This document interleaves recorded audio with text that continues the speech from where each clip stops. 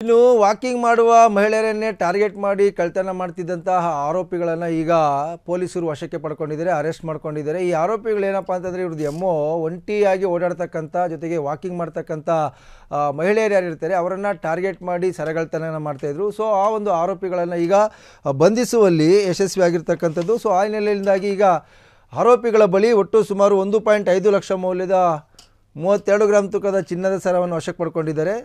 ಇನ್ನು ಇವರು ತಲಗಟ್ಪುರದ ದ್ವಾರಕನಗರದ BDA ರಸ್ತೆಯಲ್ಲಿ ಸರ ಕಸಿದು ಎಸ್ಕೇಪ್ ಆಗಿದ್ದು, ಇದ್ರ ಬಗ್ಗೆ ದೂರು ಕೂಡ ದಾಖಲಾಗಿತ್ತು. ಇನ್ನು ಬೈಕ್ನಲ್ಲಿ ಬಂದು ಮಹಿಳೆಯನ್ನು ಫಾಲೋ ಮಾಡಿ ಕೃತ್ಯ ಎಸಗಿದ್ರು. ಇದಕ್ಕೆ ಸಂಬಂಧಪಟ್ಟಂತೆ ತಲಗಟ್ಪುರ ಪೊಲೀಸರು ಇಬ್ಬರು ಆರೋಪಿಗಳನ್ನು ಈಗ ಬಂಧಿಸಿದ್ದಾರೆ. ಬಂಧಿಸಿ ಆರೋಪಿಗಳಿಂದ 1.5 ಲಕ್ಷ ಮೌಲ್ಯದ 32 ಗ್ರಾಂ ತೂಕದ ಚಿನ್ನದ ಸರವನ್ನು ವಶಪಡಿಸ್ಕೊಂಡಿದ್ದಾರೆ. ಅಂದರೆ ಇವರೇನು ಗೊತ್ತಾ,